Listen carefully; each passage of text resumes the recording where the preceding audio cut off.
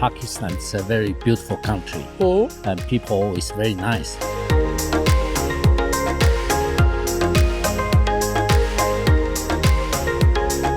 और इस वक्त मैं पासुकौन के दामन से गुजर रही हूँ।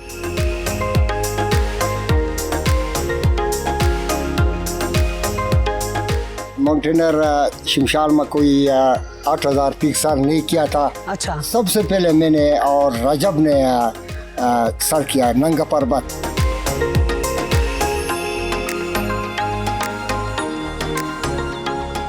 देना शहीद को गुलहाए अकीदत, देना शहीद को गुलहाए अकीदत, तेरे लहू से हर गुल में मोहब्बत। ओए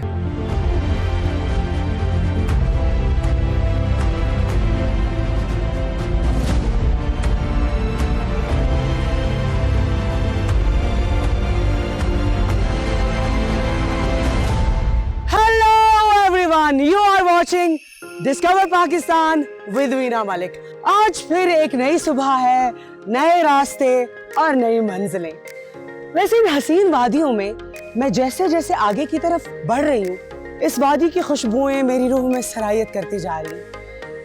And one thing I'm really sure about, that this is going to stay with me for the rest of my life। और आज का जो मेरा सफर है वो इन हसीन वादियों के बीचों बीच इंतहाई दुश्वार गुजार और पुरखतर रास्तों से होता हुआ मुझे लेके जाएगा एक ख्वाबों की दुनिया में, एक बहुत ही खूबसूरत वादी में, एक ऐसी वादी जिसका जिक्र किस्सों में मिलता है, किताबों में मिलता है और कहानियों में मिलता है। जी, मैं बात कर रही हूँ वादी शमशाल की।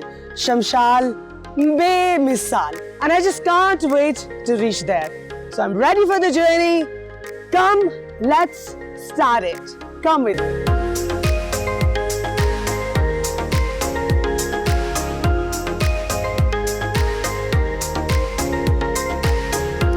So on my way to Shamshal Valley, I just got a chance to stop a group of tourists to talk to them. So I would like to talk about their experiences, and I guess I should start talking to the lady first, right? Is that okay, guys? Ladies first, huh? Okay. Hello. Hello. Your good name? Martha. Oh, Martha. Such a beautiful name. Martha, what brought you here? I saw the camera with you. I guess you are a... Are you a photographer or is just for your personal photos? I don't know. Where are you from, Martha? Czech Republic. Czech Republic. And what's your native, what is your primary language that you speak? Like? Česky. Je to tu krásný, je moc hezký, líbí se mi tady. Okay, so Martha doesn't know what I'm talking about, and I have no idea what Martha is talking about. So I guess can you translate what she's talking about? Give me easy question. Is I answer is okay. So you also little bit. Oh, little speak English. Little speak English. I'm from Europe. Oh, no problem. Czech Republic is for me is no English language is no okay. problem. Oh, problem. So for me too problem. I too speak little my bit. Show, elementary show I learn Russian language. Takže I speaking Russian language. Why? I don't know. So how is that? That if I ask you a question in English and you just give me the answer in Russian language, is that okay? Which? No Russian language. Okay, speaking English. I maybe little bit. Okay. I think I understand. Okay. So Martha, I'll get back to you since we have started the conversation. So this is the first time you're here? Yes, I'm Pakistan is first time. And your good name is John, right? Yeah, my name is John. John, tell me, how was the experience? Like, did you enjoy and how is it going on? What Pakistan now here? Yeah. I'm tourist for your experience. Are you enjoying? It's good. Pakistan it's beautiful. For me is very no. It's good, very good. No. Okay. So there are people around me. I mean, it's such a beautiful interaction that we're trying to make a conversation. Yeah. People is very friendly. Oh, good. My first time I think is Pakistan is dangerous. Is No, it's No very danger. friendly. No. No danger. No, it's very friendly. Hmm. It's perfect. So, will you come back again? Today, where go? Yeah. Now okay. Where are you going now? I think to Simsala. Hey, give me high five because I'm also going to Shamshal Valley. So, here with me is Mr. Chen. Chen. Yes. Jackie Chan. I'm better than him. Because you're from? Taiwan. Oh, yeah, you're 1,000 times better than Jackie Chan. Sure. So, Taiwan, probably, as far as I know, Taiwanese come very rarely here. So, Yeah, ready. what brought you here? You heard about these beautiful places, or how Yes, you come here? I heard that Pakistan is a very beautiful country Hmm. and people is very nice. But it's not easy to apply for the visa. We must apply visa from Hong Kong in need 2 weeks. 2 weeks, that's 2 weeks. so... So it's not easy. So that's a problem. If we can apply the visa easily, I think many people will come here. Okay, so your message I'm going to convey to the authorities here that please make visa rules easiest for Taiwanese. So Taiwan people are the lovely people and they should come here, Yes. you know, quite Because often. I post my experience, the photo on my Facebook, and many hundreds of my friends say, "Where is it? Oh, I that's want to good. go with you. When will you go next time? I will follow." Ah. I told them it's a beautiful country. The snow covered the hill, and the people is nice and very friendly. And it's Yours is the first time, right? sure first time. It will not be the first. Oh yeah, it's not going to be Well, the next time, 3 times. Three I love times, it. probably 100 times more. I'm an old man. I already Oh. 65, not 100. No, you're going to live at least, because I'm going to wish for you that you're going to live at least 100 more years, right? So इन हसीन वादियों में मैं एक नारा लगाना चाहती हूँ. Are you guys with me? Keep watching Discover Pakistan with Veena Malik! I'm so happy. Thank you.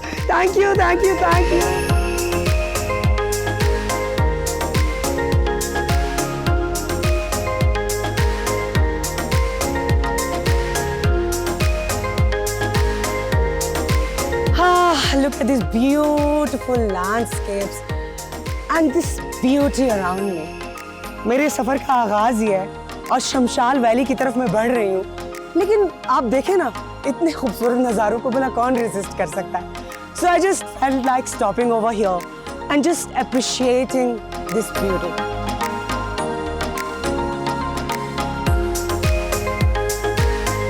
आप देखें ना कि ये जो वादियाँ हैं, ये मौसम के साथ साथ अपने रंग और अपने मिजाज भी बदलती हैं.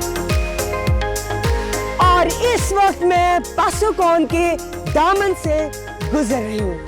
वो देखे ऊपर पासुकौन्स है और इमेजिन कि उन पासुकौन्स को मैं एक्चुअली इस वक्त टच कर रही हूँ, क्योंकि ये जो है रॉक्स, ये बेस है पासुकौन्स की. पासुकौन्स यहाँ से शुरू होती इमेजिन ऊपर तक जा रही है. Oh goodness, what a beautiful view.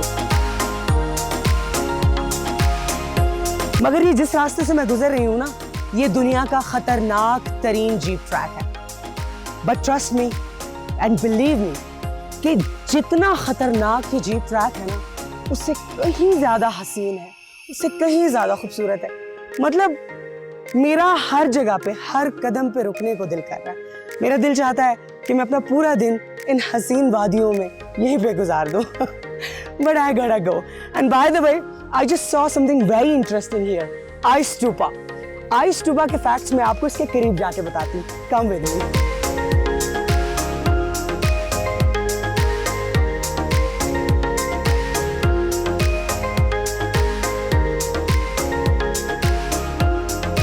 As I told you कि मैं आइस स्टूपा के करीब जाके आपको इसके बारे में कुछ फैक्ट्स बताऊंगी.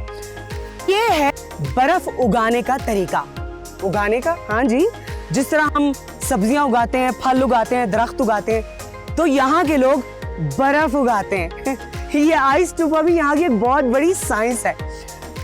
और होता कुछ यूं है कि यहाँ के लोग इन पाइपों के जरिए से सर्दी के मौसम में, क्योंकि जाहिर बात है टेम्परेचर माइनस में होता है, बहुत ठंड होती है, तो पानी को हवा में जब उछाला जाता है और वो पानी नीचे गिरता है तो बर्फ की सूरत अख्तियार कर लेता है और आहिस्ता आहिस्ता ये बर्फ का पहाड़ बनते बनते बनते एक बहुत बड़ा ग्लेशियर बन जाता है। और जब गर्मी का मौसम आता है तो यही ग्लेशियर्स जब पिघलते हैं तो बनता है पानी का एक बहुत बड़ा रिसोर्स, है ना साइंस। और बाय द वे ये साइंस दुनिया में सिर्फ 2 जगहों पे इस्तेमाल होती है, सिर्फ दुनिया में 2 जगहों पे बर्फ उगाई जाती है, एक यहाँ पाकिस्तान जीबी में और दूसरा लद्दाख इंडिया में। Oh what an ideas these guys have got. चले आगे बढ़ते हैं।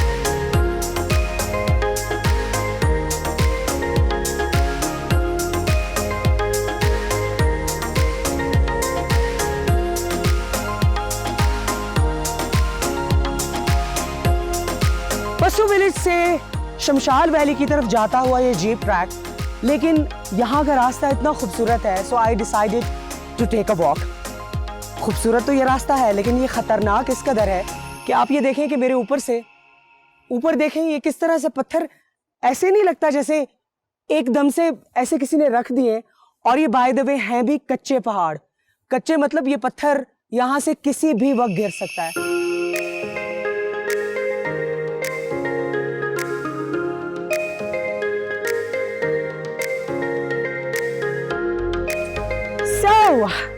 मैं दरियाए शमशाल के साथ साथ सफर करते करते बढ़ रही हूँ वादी शमशाल की तरफ। लेकिन ये दरिया जहाँ पर इस पूरी की पूरी वादी को सैराब करता है, वहां पर लोगों को रोजगार भी मुहैया करता है। यहाँ से गुजरते हुए मैंने कुछ लोगों को देखा जो कि दरियाए शमशाल के खूबसूरत पानियों में से सोना निकाल रहे हैं। जी, दरियाए शमशाल सोना भी उगलता है।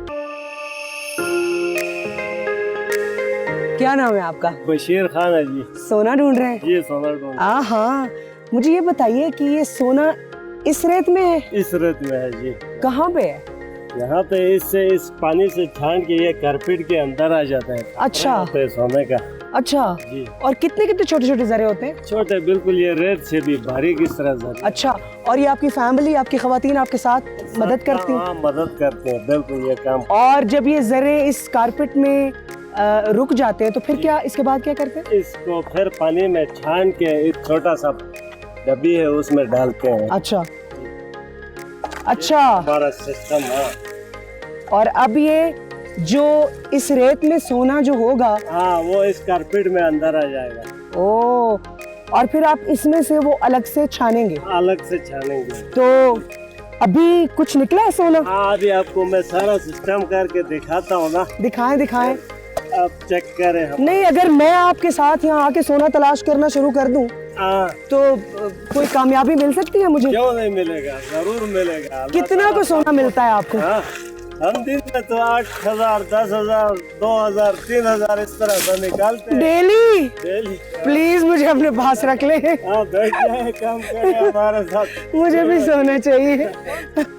अच्छा, मुझे ये बताइए कि सबसे ज्यादा सोना आपको कितना मिला है अब तक? 30,000 एक दिन में। हाँ, एक दिन में। एक दिन। Bad idea. तो ये जो सोना होता है फिर आप इसका करते क्या है? इसको बेचते हैं ना। अच्छा, मार्केट में जाके? मार्केट में जाके बेचते हैं। तो आप तो अच्छे खासे अमीर होंगे फिर?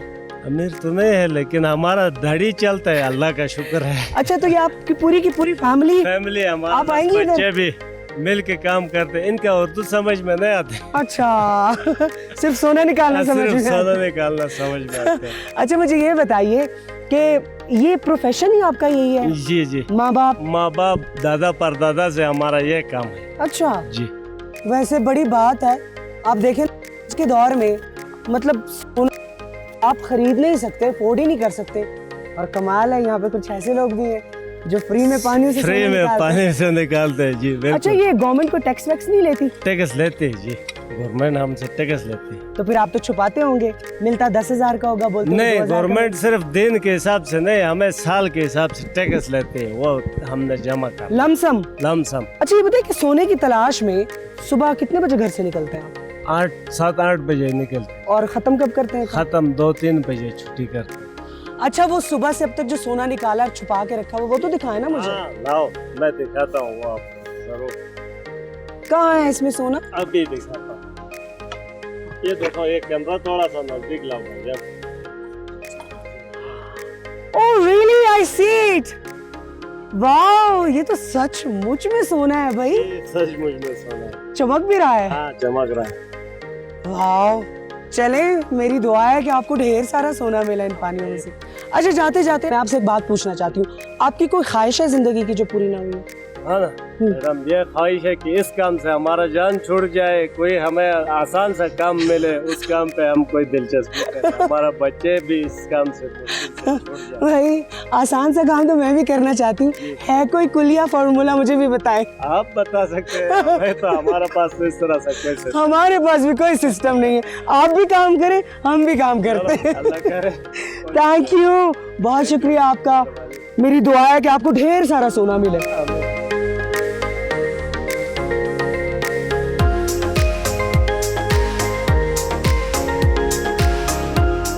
Guys, you must be wondering कि यहाँ पर जीप ट्रैक भी है। डेफिनेटली मेरे पास जीप भी है, but I still chose to walk. Why? क्योंकि इतने खूबसूरत नज़ारे हैं और मेरी ख्वाहिश है कि मैं इन हसीन मनाजिर को हमेशा के लिए अपनी आंखों में कैद कर लूं। ये जो सड़क आप देख रहे हैं, ये पहले नहीं थी यहाँ पर, ये 2006 में बनी है। 2006 से पहले लोग पशु विलेज से वादी शमशाल तक ये रास्ता पहाड़ों के जरिए से रास्ते बना बना के पैदल तय किया करते थे और ये फासला तकरीबन 6 से 7 दिनों में तय किया करते थे। फिर जब 2006 में ये सड़क बनी तो इसकी भी अपनी एक तारीख है। इस सड़क को बनाने में यहाँ के बासियों की जानें गई। उन्होंने बहुत ज़्यादा मेहनत की और इन पहाड़ों को खोद कर यहाँ पर हमारे लिए ये रास्ता बनाया। लेकिन देखें ना, लोगों की मदद करना और अपनी जान की भी परवाह ना करना किसी की मदद के लिए, ये तो यहाँ के लोगों का खासा है। So hats off to these people जिन्होंने ये रास्ता बनाया, जिसके ज़रिए से न सिर्फ पाकिस्तान से बल्कि पूरी दुनिया से टूरिस्ट्स यहाँ पर आते हैं। और मैं सल्यूट पेश करती हूँ यहाँ के लोगों को, जिनकी मेहनत की वजह से, जांफशानी की वजह से ये सड़क बनी और टूरिस्ट ना सिर्फ पाकिस्तान से बल्कि पूरी दुनिया से यहाँ पर आते हैं। So come, take a walk with me.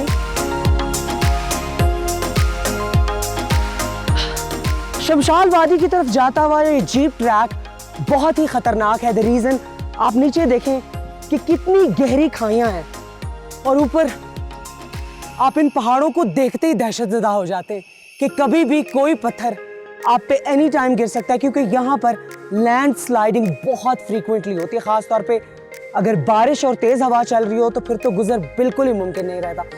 आप ये जीप ट्रैक देखें, जिग जैग सा ये जीप ट्रैक, ये इस कदर ख़तरनाक है और इतना नैरो है कि एक वक्त में सिर्फ एक ही जीप यहाँ से गुजर सकती है। जहाँ पे आप नेचर को एंजॉय करते हैं, यहाँ पे बहुत एक्साइटिंग सफ़र होता है, लेकिन उसके साथ साथ ख़तरा भी बहुत ज़्यादा होता है। This is very very scary, very very dangerous.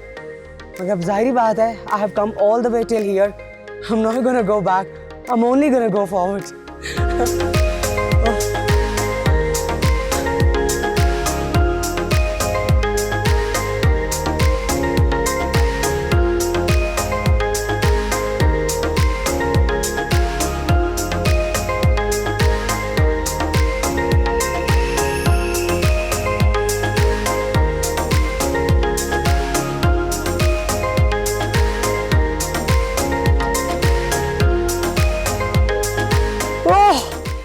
have just entered Shimshal valley और मेरा इस्तकबाल किया है इस खूबसूरत से बकरी के बच्चे ने। What a welcome, what a warm welcome. Well, मैंने अपने सफ़र का आगाज़ सुबह पशु विलेज से तकरीबन 5 AM I left। सुबह 5 बजे मैंने सफ़र का आगाज़ किया और अब शाम के 4 बज रहे हैं। बेसिकली अगर आप जीप से ये रास्ता तय करें तो it takes probably 6 to 7 hours, लेकिन क्योंकि मैंने मोस्टली ये रास्ता पैदल तय किया है लिहाजा it took me 11 hours now. और अब मैं इस खूबसूरत वादी में दाखिल हो चुकी हूँ एंड आई एम गना एक्सप्लोर इट। तो चले करें एक्सप्लोर। चलिए।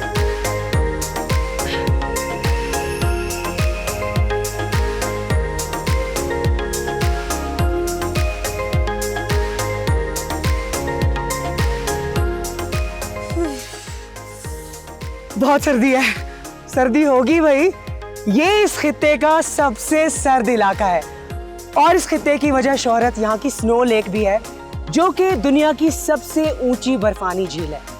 और इस इलाके की एक और खूबसूरत बात मैं आपको बताऊं कि यहाँ पर जो तमाम पहाड़ी सिलसिले हैं ना, उनका ये गेट वे भी है, यानी कि एक पहाड़ी सिलसिले से दूसरा पहाड़ी सिलसिला भी यहीं से शुरू होता है। और सिर्फ यही नहीं, बल्कि इस इलाके में कुछ बहुत बड़े बड़े नाम भी मौजूद हैं।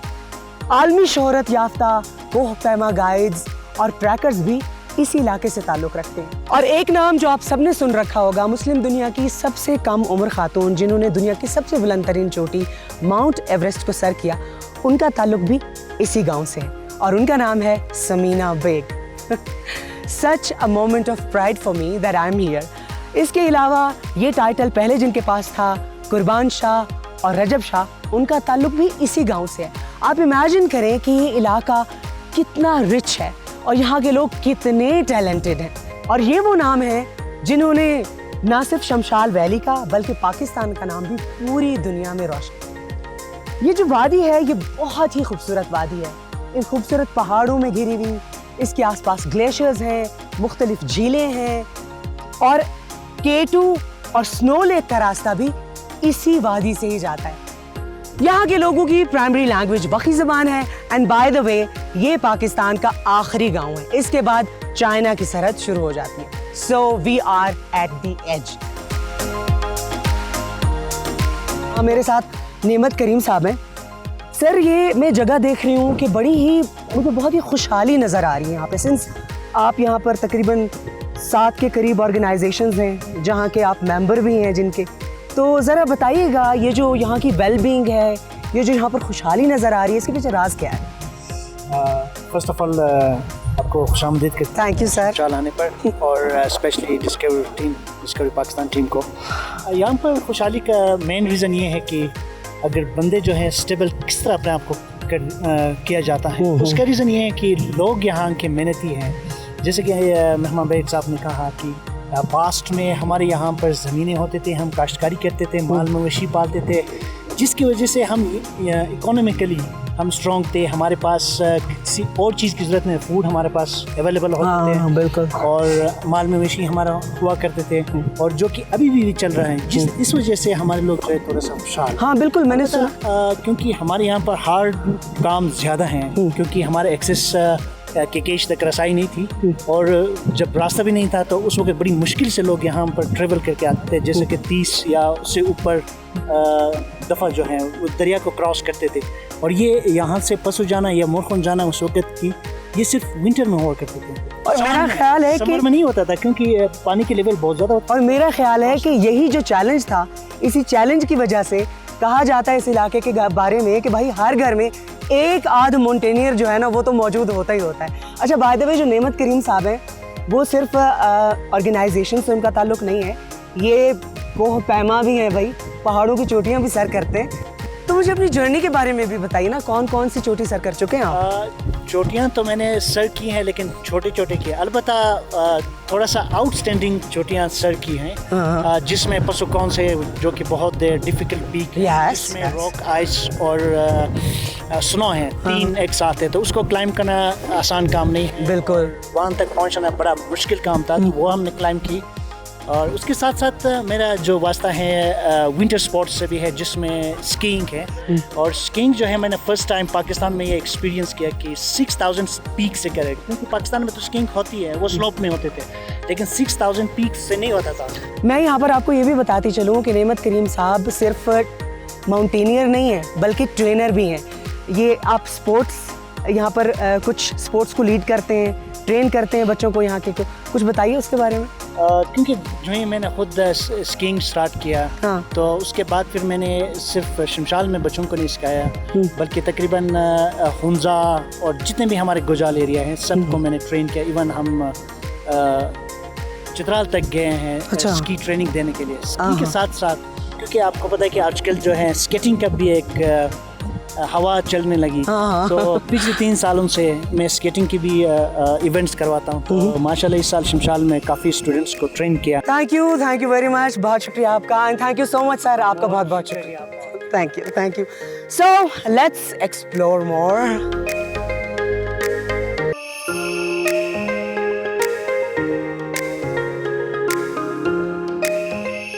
जैसे कि मैंने आपको पहले बताया कि ये वादी माउंटेनियर्स की वादी है और इस वक्त लकीली मेरे साथ एक ऐसी शख्सियत मौजूद है जिन्होंने नांगा पर्वत एक दफा नहीं बल्कि 2 दफा समिट किया हुआ है। So it's a big deal. Literally मेरे साथ एक हीरो मौजूद है, मोहम्मदुल्लाह। आइए उनसे बातचीत करते हैं। अस्सलाम वालेकुम सर। वालेकुम सलाम। कैसे हैं आप? बिल्कुल ठीक ठाक है आप भाई सबसे पहले आपका खुशामदीद शिमशाल में कहते हैं। Thank you sir, thank you, बहुत शुक्रिया भाई। ज़बरदस्त होंगे, सेहत भी आपकी बहुत अच्छी होगी, माउंटेनियर हैं आप। मुझे ज़रा अपने इस सफ़र के बारे में बताइए, किस तरह आपने 2 दफ़ा सर किया नांगा पर्वत को? सबसे पहले मैंने माउंटेनर शिमशाल में कोई 8000 पीक सर नहीं किया था। अच्छा। सबसे पहले मैंने और रजब ने सर किया नंगा पर्वत 89 में। नांगा पर्वत। नंगा पर्वत। उसके बाद फिर एक और मौका मिला, अल्पाइन पाकिस्तान अल्पाइन क्लब और पाकिस्तान चाइना अल्पाइन क्लब की जॉइंट एक्सपीडिशन था। अच्छा। 1997 में फिर मैंने नंगा पर्वत 2 दफा सर किया। तो उसके बाद फिर गशबरुम 1। अच्छा। गशबरुम 1 में पाक आर्मी और फ्रांस आर्मी जॉइंट एक्सपीडिशन था, उसमें भी मैंने कामयाबी हासिल किया। ज़बरदस्त ज़बरदस्त, आपके लिए तो तालियां बनती है। सर मुझे ये बताइए कि इस इलाके में बड़े मशहूर और नामवर माउंटेनियर्स हैं, कोह पैमा हैं, तो भाई इस मिट्टी में क्या है ऐसा? इसमें यह है कि इसका खुसूसियत यह है कि इस इलाका में हम पैदा हुआ है बचपन में ही।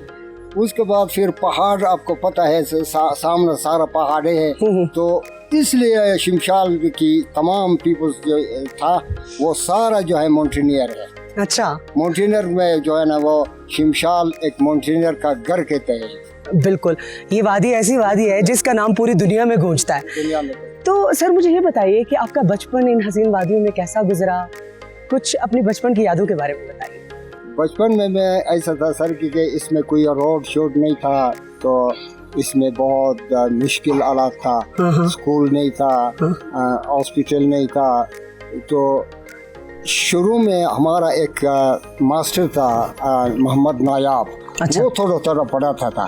उसके बाद फिर हमने स्कूल ये रोड जब निकला है तो उसके बाद फिर हमने हमारा स्कूल भी हुआ, बिजली भी हुआ, हॉस्पिटल भी हुआ, सब कुछ हमारे लिए अभी। अच्छा, जैसे अभी आपने जिक्र किया कि रोड बनने के बाद इस इलाके में काफ़ी डेवलपमेंट हुई, तो ज़रा हमें बताइए कि पहले के जो वाक़यात थे, जो हालात थे इस इलाके के, उसमें और अब में आप कंपैरिजन करें तो क्या फर्क है? उसमें यह था कि पहले बहुत मुश्किल हालात था। कोई बीमार होता था इसी जगह में वो फौत होता था, कोई हॉस्पिटल नहीं था, तो कोई स्कूल नहीं था। मैंने पहले भी आपको जिक्र किया था कि कोई स्कूल भी नहीं था, कोई हॉस्पिटल भी नहीं था, इसलिए बहुत मजबूरी था इधर। तो अभी अल्लाह की फजल से रोड निकला है, सारा सहूलत हमारे लिए। पशु से हम जो है बिल्कुल अपना सिंपल की चीज़ लाता था हम पहले, रोड जो जब नहीं था। तीन रात रास्ते में करके बहुत मुश्किल से शिमशाल वो अपना सिंपल पहुंचता था, चाय का, नमक का, कुछ अपना खर्चा का वो इधर पहुंचाता था पीठ पे। बहुत मुश्किल। अभी अल्लाह की फजल से सुबह हम उठते, हुंजा जाते गाड़ी पे, शाम को अपना घर पहुंचते। अच्छा, जैसे आपने अभी जिक्र किया कि यहाँ पर तो ना स्कूल था, बुनियादी सहूलतें भी नहीं थी, तो आपने फिर अपनी तालीम कैसे मुकम्मल की? बड़ी मुश्किल थी होगी। बहुत मुश्किल था। अभी ये है कि पहले जो है पैदल हमारा बच्चे जो है हुंजा तक ले जाता था, गुलमीत तक ले जाता था, फसल ले जाता था पैदल। शुरू में हमारा एक मास्टर है दौलत अमीन अभी बहुत मशहूर है। सबसे पहले उसने इधर तालीम का बुनियाद रखा है। स्कूल मेरा अफजा ने वो उसको भेज दिया, वो उसके घर में पढ़कर फिर उसने शिमशाल में भेज दिया उसको मास्टर। तो वो इधर का तालीम का वो बुनियाद रखा है उसने। वाह, कितनी इंस्पिरेशनल बात है ये कि इन लोगों ने कितनी तरक्की की है, कहाँ से शुरू हुए, कहाँ तक पहुँचे, और अब इनके बच्चे मेरा ख्याल है कि सिर्फ पाकिस्तान के शहरों में नहीं बल्कि पूरी दुनिया में तालीम हासिल करने के लिए और अपना नाम रोशन करने के लिए जाते हैं। Thank you so much sir, आपसे मिलकर बहुत खुशी हुई, बहुत बहुत शुक्रिया। Thank you.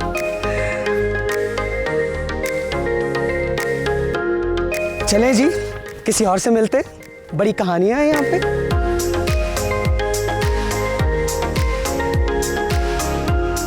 So since I'm here in Shamshal Valley, I'm meeting and interacting with different people to know more about the culture, the beautiful landscapes और यहाँ के लोगों के बारे में।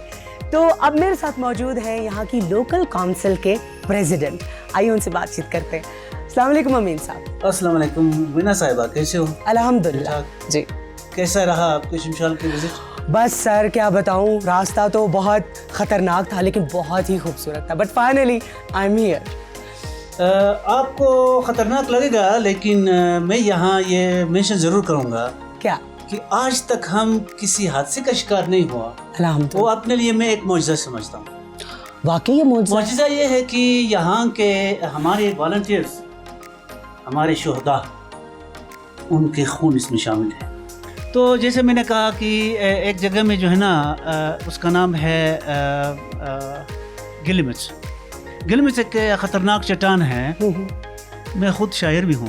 अच्छा, फिर तो शायरी भी सुनेंगे आपसे। नहीं मतलब वो जोश में इसके साथ थोड़ा सा एक मिसरा बोलूँगा। उसमें मैंने बोला था, देना शहीद को गुलहाए अकीदत, देना शहीद को गुलहाए अकीदत, तेरे लहू से हर गुल में मोहब्बत। ओह सो ब्यूटीफुल। जान देंगे नजराने, मैंने अकेडियन का नाम दिया था AKRSP। मान लेंगे बेगाने AKRSP। ये मेरा जोश था उस वक्त। Oh beautiful. अच्छा sir, since I am here, मैंने यहाँ पर बहुत सारी ऐसी मिसालें सुनी हैं और मैं यहाँ का जो जज्बा है ना लोगों का, बेलौस जज्बा, उसको लिटरली मैं दाद देना चाहूँगी। मुझे ज़रा यहाँ की हिस्ट्री के बारे में कुछ बताइए। जी साहिबा, मीना साहिबा, मैं ज़रूर टच करूँगा इस इलाके के तारीख़ के बारे में। हमारे पहले दादा, हम एक ही कौम के लोग हैं यहाँ पे। अच्छा, सारे के सारे एक ही कौम के लोग हैं। हाँ। दादा का नाम था हमारा ममू सिंह। अच्छा। उसे कुछ लोग ममू शाह भी कहते हैं, लेकिन ममू सिंह जो हुंजा के नगर के नीचे एक चपरोट नाम का एक जगह है, वहाँ से वो हुंजा आया। हुंजा से फिर यहाँ गुजाल में आके ये मोरखुन के नाले में अफगरची में रहा। वहाँ से फिर जाके किसी दरवाज नामी जगह में, वखान में, वहाँ से शादी किया।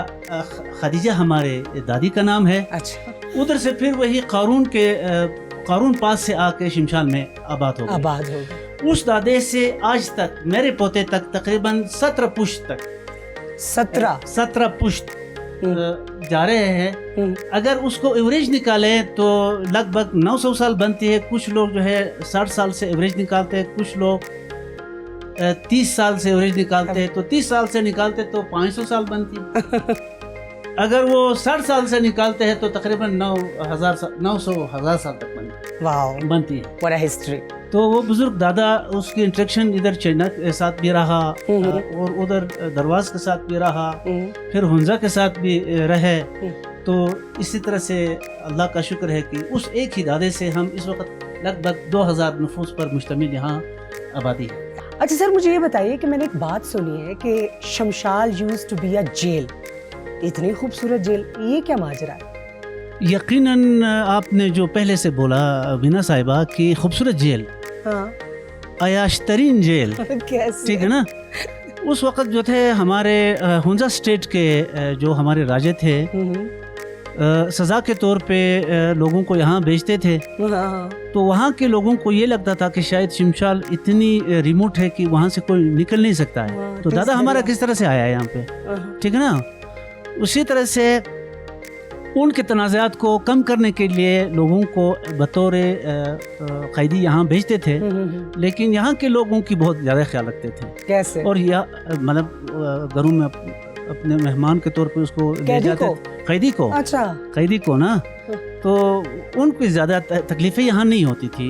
इस तरह के कैदी नहीं थे कि जिस तरह की मतलब इतनी सख्त सज़ा हो। तो इसका मतलब है कि वो एक किस्म का जलावतन उनको किया जाता था। वहाँ से तो जलावतन कर देते थे, लेकिन यहाँ पर तो उनकी बड़ी अच्छी जिंदगी होती थी। अच्छी जिंदगी होती थी। चले जी, आज हमें जो शमशाल वैली के बारे में मशहूर था ना कि once upon a time jail हुआ करती थी, उसकी रियलिटी भी आप लोगों को पता चल गई। अच्छा सर, यहाँ की जो बेटरमेंट है उसमें आपका बहुत ज़्यादा कॉन्ट्रीब्यूशन है, सिंस आप बहुत सारी ऑर्गेनाइजेशंस को हेड कर रहे हैं। तो यहाँ का मैकेनिज्म काम किस तरह से करता है, ज़रा बताइएगा। जैसे कि आपको पता ना, पूरी दुनिया लेवल पे या पाकिस्तान लेवल पे Acadian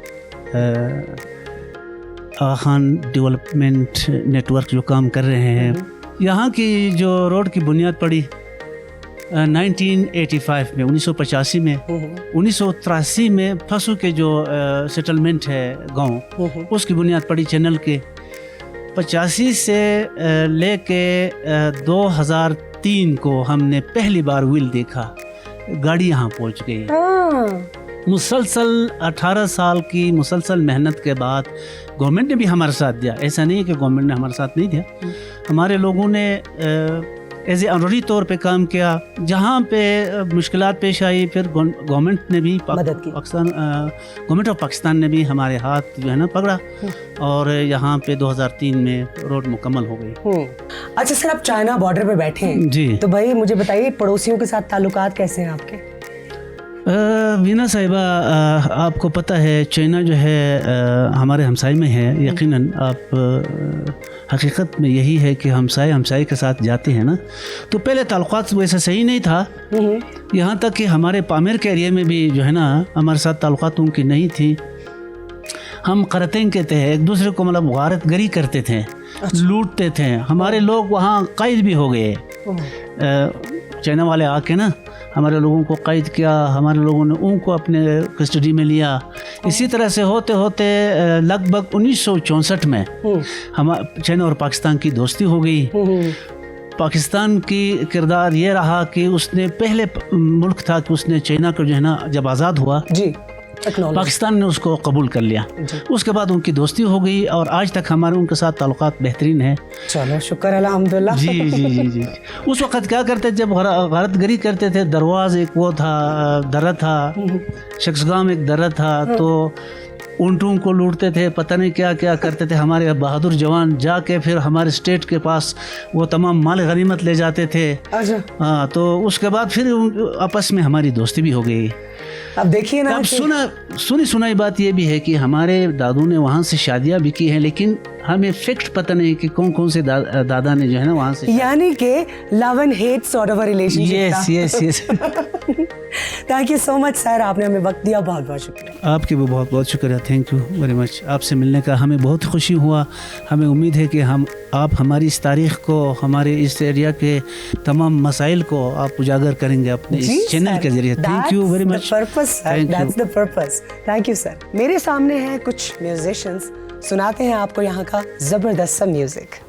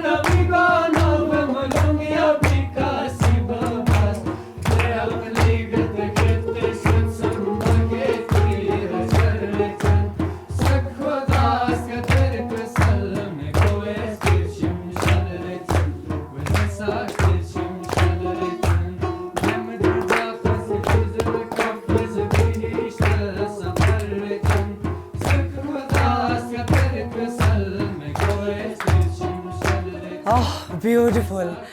What a journey I had today. This is the end of my day and the end of the episode too. आपसे मुलाकात होगी अगले एपिसोड में. Take care.